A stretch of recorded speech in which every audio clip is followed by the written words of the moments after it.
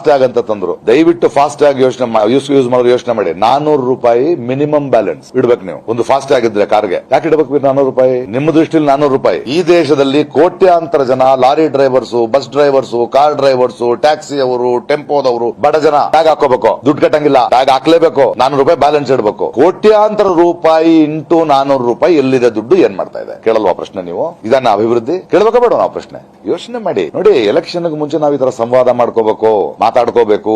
ಸುಮ್ಮನೆ ಕಣ್ಣು ಮುಚ್ಕೊಂಡು ಸ್ಟೆಬಿಲಿಟಿ, ದೊಡ್ಡ ನಾಯಕ, ದೊಣ್ಣೆ ನಾಯಕ, ಯಾವ ದೇಶದ ದೊಣ್ಣೆ ನಾಯಕ ಬೇಕು ನಮಗೆ? ಯಾರಿಗೋಸ್ಕರ ಕೆಲಸ ಮಾಡೋನ್ ಬೇಕು? ಅದಕ್ಕೆ ದಿನಕ್ಕೆ 5 ಕಾಸ್ಟ್ಯೂಮ್ ಚೇಂಜ್ ಮಾಡ್ಕೊಳ್ತೀಯ ನೀನು? ಕೇಳ್ಬೇಕಾ ಬೇಡ? ಇಡೀ 10 ವರ್ಷಗಳಲ್ಲಿ ಒಂದೇ ಒಂದು ಸುಳ್ಳು ಹೇಳದ ಮಹಾಪ್ರಭುವಿನ ಒಂದು ಭಾಷಣ ನನಗೆ ತೋರಿಸಿ ಹೇಳ್ತೀನಿ. ಒಂದು 10 ಸ್ಮಾರ್ಟ್ ಸಿಟಿ, 100 ಬೇಡಪ್ಪ, ಒಂದು ಮಾಡೆಲ್ ವಿಲೇಜ್, 1 ಲಕ್ಷ ಉದ್ಯೋಗ. ಪ್ರಶ್ನೆ ಮಾಡಿದ್ರೆ ಇವನು ಹಿಂದೂ ದ್ರೋಹಿನ? ನಾನು ಮೋದಿನ ಪ್ರಶ್ನೆ ಮಾಡ್ತಾ ಇದ್ದೀನಿ ಸ್ವಾಮಿ, ಸರ್ಕಾರನ ಪ್ರಶ್ನೆ ಮಾಡ್ತೀನಿ ಸ್ವಾಮಿ. ನಿಮ್ಮನ್ನೇ ಪ್ರಶ್ನೆ ಮಾಡ್ಬೇಕು. ದೇಶ ದ್ರೋಹಿ ಹೆಂಗಾಗ್ತೀವಿ ನಾವು ಯೋಚನೆ ಮಾಡ್ಬೇಕು.